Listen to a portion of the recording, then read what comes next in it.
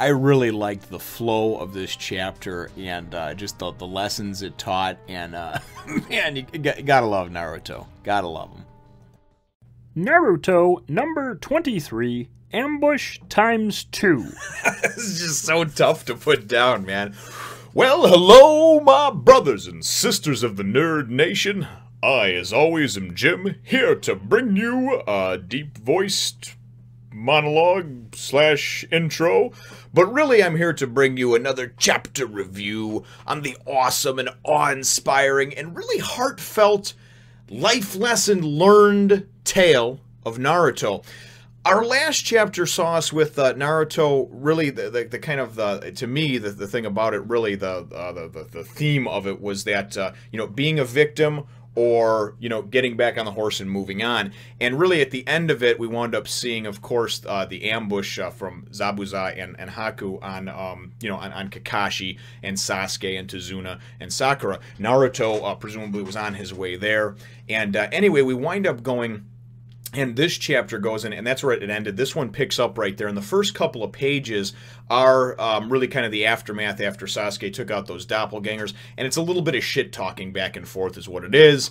You know, Zabuza's going to finish what he started, and he goes and sends Haku out after. And basically, you know, and then the other group, Kakashi and them, are all just kind of like, oh yeah, we knew it, and we see through your ruse, that sort of thing.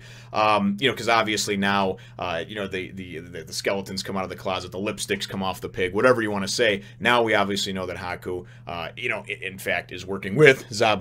Something we knew for several chapters, but of course they just discovered now. So that's really what the first few pages is. And then Haku, you know, goes to attack Sasuke, and it looks like they kind of come together in a nice clash. But that's really not the bulk and the meat and potatoes of the chapter. This chapter, if last chapter was about, you know, the pity party or, you know, or getting back on the horse and moving on with your life, this chapter is very much about breaking out from your fears and not being scared and being able to rise to the occasion. And man, I really, really love just the things that this has been teaching me so far, because they're things that I know in life, but they're things that you just kind of forget about after a while. So it's a nice lesson to get brought back up. It's like going back to school again, man. I really, really love it. You know, the art and the way everything flows and is depicted is excellent as well. But to me, it's the writing, it's the story, it's that undertone that is just, it's beautiful, man. I love it.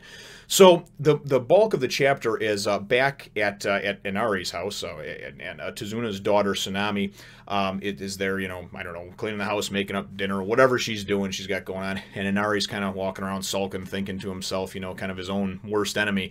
And two of these like samurai hitmen type guys, two of Gato's guys, they wind up going and coming in, breaking into the house, you know, and of course trying to grab. They're going to have a hostage, right? That's what we wind up finding out. So Inari goes and he's gonna, you know, goes to come at them, or he's near them or what have you, and they're talking about how they only need one hostage and they're basically going to kill him. And then Tsunami goes and says, "You touch my son, and I'll go and I'll bite my tongue. I'll bite through my tongue and choke on my own fucking blood. So then you'll have no hostages." Hi, you like that shit? So it was great because they're like, "Oh, your mama just saved you," and the one's like, "But I just feel like cutting so much," and the other one's like, "Dude, you used your sword enough as it is on the way here," which is cool because it wraps up and comes into play later on in the chapter. And so I really like how it's written, man. To me, it's just masterful, masterfully woven. So anyways, so what winds up happening is, you know, and Inari doesn't do anything, of course. He winds up standing there, he's trembling, he's scared. That's the whole point. It's this, I'm scared.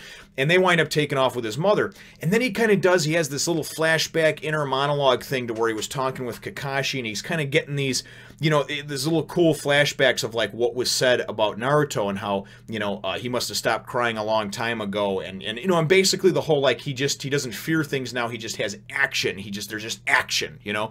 And, I really, really like that because this goes on for a couple pages, and then all of a sudden he's like, you know what? The hell with everybody. I'm going to go rescue my mom, you know?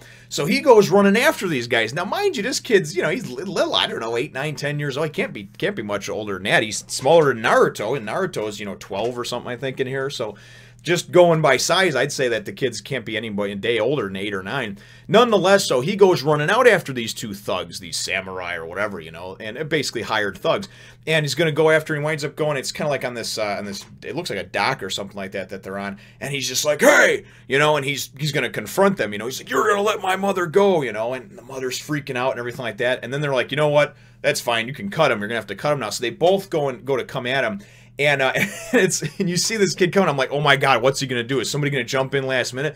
Next thing you know, you see it get slashed up or whatever, and it's his hat. It's Inari's hat, but it's a log, right? And I'm like, oh yeah. Next thing you know, Naruto goes and appears back behind now that Inari was able to distract them. He was able to switch out Inari and use the art of substitution, right? And put the log there so Inari didn't get slashed up. And then while these 2 idiots were busy, he pulled an okie doke and he's back around and he was able to rescue the mother, right? Tsunami. So it's great, man. You get Inari's, he's excited, Naruto's, and then Naruto goes, he's like, man, this hero stuff, you know, it's all about showing up at the right time at the last possible second and stuff like that. Excuse me, I don't know where I got the hiccups from. They're like temporary hiccups, though. They're not like the consistent ones. They're the ones that like come at the most inconvenient time. Kind of like my mother-in-law. You know, anyway, so the point, though, is that it was just great the way it was depicted, the way it was done. So then these 2 dingalings go and turn around, and of course now they're, you know, they're focused on Naruto, and they're like, oh, that's one of Tezuna's, you know, half-pint, second-rate bodyguards, right? We'll take care of him, no problem. So Naruto goes and he's like, oh, yeah, and Inari says, you know, are you be able to handle this? And Naruto's like, yeah, sure, it's no problem. So he goes and fires out a couple of shurikens, right? And these guys going, dodge, you know, dodge. Oh, you think that would get us, you know? Then, oh man, I love it. The next panel is Naruto goes and pulls 2 clones up behind them that caught the shurikens that missed or whatever, and then went and BAM! Just buggy whipped these 2, and I just loved it. I was like, oh my god, he just freaking bitch slapped these 2 and just completely punked them out. And these guys are supposed to be samurai warriors, you know, and either way, they're still hired bodyguards and thugs, but nonetheless, it's like, man, you let this 12-year-old get to drop on you, man. Oh, and it was done so nice, too. It wasn't even like a challenge or a task, you know? So I just love the whole content of the chapter. The chapter ends up shortly after that, but Inari goes and he says, first of all, it's kind of cool because you see a touching moment between the 2 of them. It's what I really liked. And Inari goes, and first of all, Naruto goes and he says, listen, I apologize, man. You know, I shouldn't have called you a crybaby and everything else. You know, you're a brave guy. You're a brave kid, whatever, you know? So Inari starts tearing up and everything like that. And he's like, oh, man. He's like, now you're going to make fun of me again because I was crying. And Naruto's like, no way, man. No way. It's all right to cry, especially if they're tears of joy. So he's trying to go and make the kid feel good about it and be like, listen, man, it's cool that you cry. Don't worry about it. But take that negative and turn it into a positive. Don't sit around and sulk, man. Cry because you're happy because your mom just got saved, right? So Naruto's like, well, I'm sure that there was an ambush at the bridge as well. You know, probably something laying in wait over there. And really, Inari is like, well, how did you even know? You know, I mean, how did, and because last thing I heard, or last thing I saw in last chapter, Naruto was running towards to the bridge, right, to catch up to Tezuna and company. Naruto says, and this is great, man, this is what I like about it, it's that simplicity, it's that simple genius, you know what I mean? And Naruto, who, on the surface, you might think, he's just this brash, young, stupid kid or whatever. No, check it out. On his way through the forest, he saw a dead, slashed-up pig. That obviously that guy, the one of the idiots, the samurai that, you know, the Gatos thugs, just couldn't stop using his sword, and that's where that comes back into play, where he says, yeah, you already used your sword enough on the way here. And then and then Naruto goes and says, and I saw a bunch of different trees in the direction of your house as getting closer to your house on that path, right, slashed up with sword slashes in it. He goes, it doesn't take a genius to figure out what was going on. And I'm thinking, oh, you gotta be kidding me.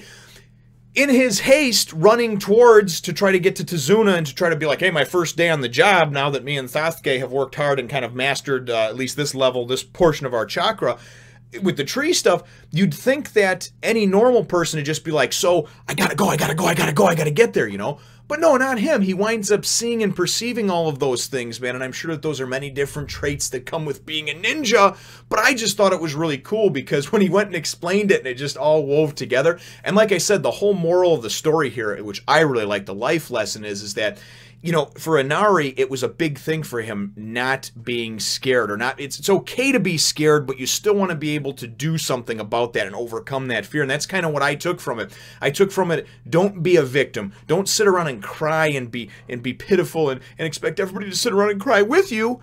you know, mourn your loss and then get over it and move forward. You know what I mean? It's okay. I've lost many things in my life. I've lost people I've cared about, friends, family, anything you can imagine. And all these different experiences, and they've helped to mold and shape me to who I am today. But if I sat around and dwelled upon those things, I don't think that I would be able to move forward with many other things. So that's really the life lesson here. And man, it is so good, so profound, and can really just be applied to just about anyone in their actual, you know, regular life. So the last chapter I thought was great because it was very much about the, you know, should you be a victim or should you be somebody who does something about it, right? And this chapter was very much about doing something about that, getting back on the horse, pushing forward and doing whatever you have to do. They got my goddamn mother. I don't care if I'm smaller or weaker. I'm going after them. And that was the whole... Oh, man, good stuff, good stuff. So anyway, my chapter question, though, if you couldn't tell already, is going to have a little bit to do with that. What did you think about just the kind of life lesson that was learned in this one about not being a victim? And also, what did you think about Naruto and not only apologizing, you know, to Inari, but then going and taking his tears and turning it around, and instead of going and being silent about it, or instead of being negative about it, being like, dude, you don't gotta cry so much, he turned it into a positive and was like, it's cool to cry, man. Tears of joy. Tears of joy, brother. So, anyway, let me know what your thoughts are on that, brothers and sisters. Leave your answers in the comments down below. Feel free to hit the thumbs up, the like button, if you should think that I deserve it. And subscribe if you haven't done so already. I don't know what the hell that was. We look forward to catching you in the next Fun Nation. Do you like breasts? Me too. Go on over and follow me on Facebook and Twitter for more.